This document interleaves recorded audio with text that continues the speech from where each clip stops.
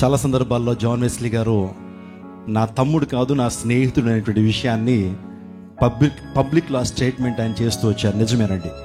చిన్నప్పటి నుంచి కలిసి పెరిగాం, కలిసి స్కూల్కి వెళ్ళాం, కలిసి క్రికెట్లో ఆడుకున్నాం, కలిసి చాలా దేశాలు తిరిగాం.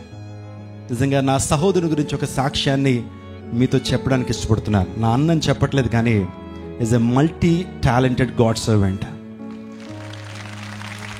ఆయనకి లేని విద్య అంటూ లేదండి. ఒక చిన్న ఎగ్జాంపుల్ చెప్తాను. మా ఇంటికి టాటా సుమో వచ్చింది ఒకరోజు రాత్రి. సెకండ్ హ్యాండిల్ టాటా సుమో ఎవరో వాడితే దాన్ని తీసుకోవాలనేటువంటి ఆలోచన మా తండ్రి గారు కలిగితే వారు తీసుకొచ్చి బయట పెట్టారు టాటా సుమోని. మార్నింగ్ ఇద్దరం లేచాం, టాటా సుమో అక్కడ ఉంది, కీస్ మా అన్న చేతులు ఉన్నాయి. మీరు నమ్మండి, ఆయనకి ఎప్పుడు డ్రైవింగ్ తెలియదు, డ్రైవింగ్ ఎలా చేయాలి ఇద్దరికి కూడా తెలియదు. ఫస్ట్ టైం మా ఇంటికి కారు వస్తే ఆయన కార్ సీట్ ఎక్కి కీలా తిప్పి మొత్తం రాజమండ్రి అంతా కూడా తిప్పాడండి నన్ను. ఆయనకి డ్రైవింగ్ ఎక్కడ నేర్చుకోలేదు ఆయన. నేను నిజంగా షాక్ అయ్యాను. అసలు ఎలా వచ్చింది ఇతనికి డ్రైవింగ్? గేర్ ఏంటో తెలియదు, ఆ ఎక్సలేటర్ ఏంటో తెలియదు, ఎప్పుడు కూడా డ్రైవ్ చేయలేదు. Is very quick learner. ఏదన్నా విషయాన్ని నేర్చుకోవాలంటే చాలా క్విక్గా నేర్చుకుంటాడు. అంత మాత్రమే కాదు, చాలా సాంగ్స్ మీరు చూసారు ఆయన సాంగ్స్ ఆయన ఎడిట్ చేసుకుంటాడు. సిస్టమ్ మీద కూర్చుని ఆయన ఎడిట్ చేసుకుంటాడు. నాకు తెలుసు ఎన్ని రాత్రులు ఆయన నిద్రపోలేదు.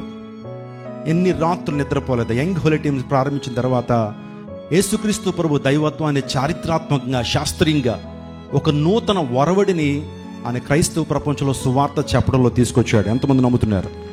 అప్పటి వరకు ప్రీచింగ్ ఆన్ స్టైల్లో నడిచేది, కానీ దేవుని సేవకుడు ఎప్పుడైతే బైబిల్ వండర్స్ అనేటువంటి టీవీ కార్యక్రమాలు ఎప్పుడైతే ప్రపంచానికి అందించాడో ఒక నూతన ఒరవడి.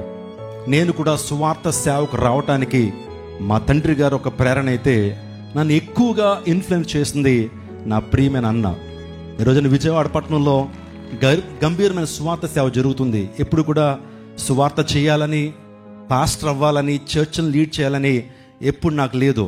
కానీ మా అన్న తను నడిచిన విధానం, పరిశుద్ధమైనటువంటి జీవితం, తన పరిశుద్ధమైనటువంటి జీవితాన్ని జీవించడం మాత్రమే కాదు, తనతో ఉన్నటువంటి అనేక మందిని యవ్వన బృందాన్ని పరిశుద్ధమైన విధానంలో నడిపించాలని గొప్ప రివైవల్ ఆయన తీసుకొచ్చాడు.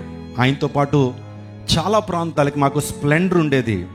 తను నడిపేవాడు, నేను వెనకాల కూర్చునేవాడిని. మీరు ఇటు ఏజెన్సీ ప్రాంతాలకి అక్కడికి వెళ్ళి ప్రీచ్ చేసి, సో ఆయన కీబోర్డ్ ప్లే చేస్తాడు, నేను తబలా ప్లే చేసేవాడిని. ఇద్దరం కలిసి అక్కడ పాటలు పాడి అక్కడ వాక్యం అందించి మరలా అదే చిన్న బండి మీద గతుకుల రోడ్లో, ఒక సందర్భంలో రోడ్డు మర్చిపోతూ ఉండేటువంటి వాళ్ళం, ఆ ప్రక్కన ఒక చెరువు లాంటిది ప్రవహిస్తూ ఉండేది. ఎలా బయటికి రావాలో తెలిసేది కాదు. అయినప్పటికీ ప్రయాసపడి ఇంటికి వచ్చేటప్పటికి 2:30-3 అయిపోయేది. అయినా సరే దేవుని సువార్త ప్రకటించాలి. ఈరోజు ఇంత డెవలప్మెంట్ మీరు చూస్తున్నారు.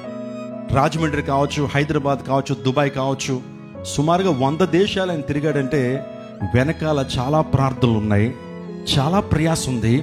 అనేక మంది మీలాంటి వారు చేస్తున్న ప్రార్థన సహకారం ద్వారానే ఈ పరిచర్యలు ఇంత ఆశీర్వాదకరంగా, దీవెనకరంగా ఉన్నాయి. It's not a short cut ministry. ఈరోజు చాలామంది షార్ట్ కట్ని ఫాలో అవుతున్నారు, షార్ట్ కట్లో పైకి వచ్చేయాలని. ఈ పరిచర్య 40 సంవత్సరాల ప్రార్థన అనుభవం ఉంది. ఈ పరిచర్య వెనకాల మీలాంటి వారి ప్రార్థన ఉంది.